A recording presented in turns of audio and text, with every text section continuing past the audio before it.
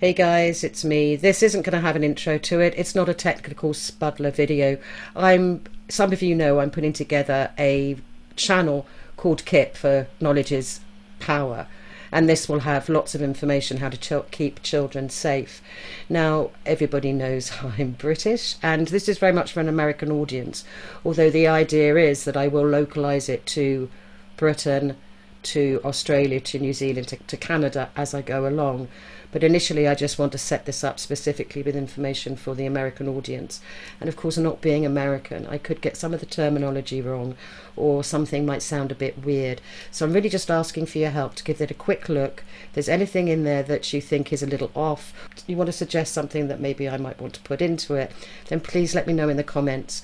Don't like the video, you don't need to. It's not for that intent.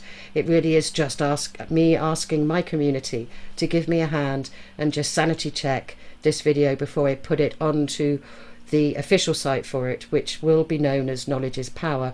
And when it's there, I'll let you know that I've transferred the files over. Anyway, let's take a look.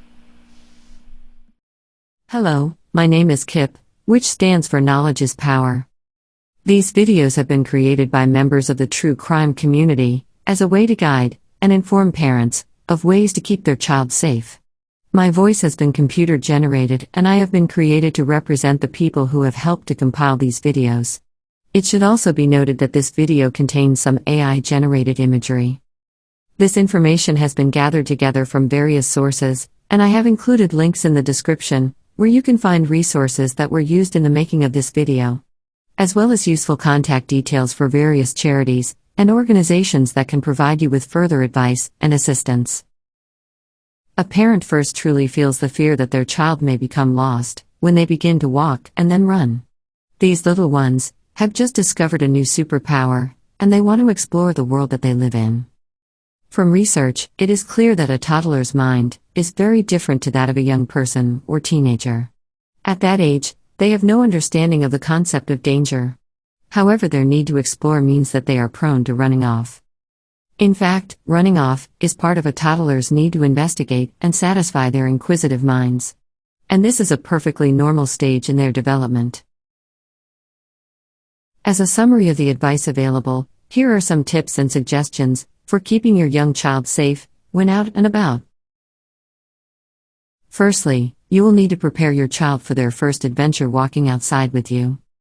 Teach your little one to hold your hand, make it fun, and so they will want to do this when asked. Then, teach your child to respond to the word stop. This can be practiced indoors or in your backyard. You will need to play the stop game numerous times a day and explain the instructions each time clearly to your child. And as they develop, include a further step, which is that they return to you when asked. Then, as your child grows, introduce a game that requires them to keep you in sight at all times. Again, practice this at home and in other safe areas such as a friend's home or a small fenced-in play area. Young children are easily distracted or quickly forget things. And so it is important to make a huge fuss of them when they get it right. You can also practice walking together, holding hands, and making it into a game will help your child to learn faster. When you are ready for your little one to walk in a public space, make sure you have allowed your child to burn off some of that energy before you visit a store, for instance. Practice the stop and return game with them before you leave, as well as remind them to keep you in sight, if they have learned that game too. You will need to set up some simple rules for your child to follow, and you will need to stick to them. It is important to clearly explain your rules and why they are there. And you should also teach your child about what they should do if they find themselves separated from you. Although advice varies, here is what is generally recommended to teach your child. When your child is still quite young, the rules need to be simple. Firstly, tell them to remain where they are when they realize that they cannot see you, and that you will be looking for them, and that by staying in one place, they will be easier to find. Point out the security staff and assistants in a store or amusement park, and let your child know that they should let one of these people know that they are lost and need help. Young children often become temporarily lost whilst in a large store or mall, so before entering a mall or other large crowded space, agree a reunification point with your child. And make sure it is something that your child is likely to remember. When very young, and especially if your little one is particularly active, you may want to pin your name and phone number to the inside of a pocket or the lining of their coat. And as your child grows, you can teach them this important information. To start with, teach your child their first and last name, as well as your first and last name. And then, as your child grows, include your phone number as well as your address. Maybe make a song out of it and practice multiple times per week to ensure they can remember it properly. This may take some time, but it is really important if your child becomes lost. And finally, try not to let your anxiety take over and you become reluctant to take your child out. Only by taking your child on trips will they become aware of the fascinating and exciting world that they live in. So, when you feel ready, start with short trips to allow you to build confidence and your child to begin to put what you have taught them into practice. Children are more attentive and responsive when activities are enjoyable and motivating, and it is important to keep your child engaged with you when you are in a public space by talking, singing, and playing games. Begin to allow your child to run free in known safe places, such as an enclosed park, and get them to practice keeping you in sight there, as well as stopping and returning to you at times. Constant reminders will be needed, as young children are so busy and curious that they are likely to forget what you have been teaching them. So this will take time and patience, and a lot of practice. If you know that you will be distracted whilst out, say at a mall, then it is advised to ensure your child is either holding your hand, in their stroller, or picked up and carried when your attention is elsewhere. A young child can become bored easily, and that is when they will look around them for stimulation. Try playing games, singing and telling stories when out, as this will keep your child engaged with you and less likely to run off. If you know that you are going somewhere that is not familiar to you, say a playground in another state whilst on vacation, snap a picture of your child with your phone in the morning. This will ensure you have an accurate, current picture of not only your child, but exactly what they were wearing that day. And again, you can turn the picture taking into a game. If your child does briefly become lost, when you are reunited, show your child love and excitement at seeing them. Explain that you were worried and why, and then go through the rules that you have set out again. Keep your child fully engaged for a while after they are found and allow them to express themselves. If you're going somewhere that you know is going to be crowded, or if your child is especially active, consider taking a friend or relative with you to help. It is also important to teach your child some basic road safety. Although not technically a reason for a child running away, here are the basic rules of road safety that your child should learn as they grow, and I have included links in the description of this video where you can learn more.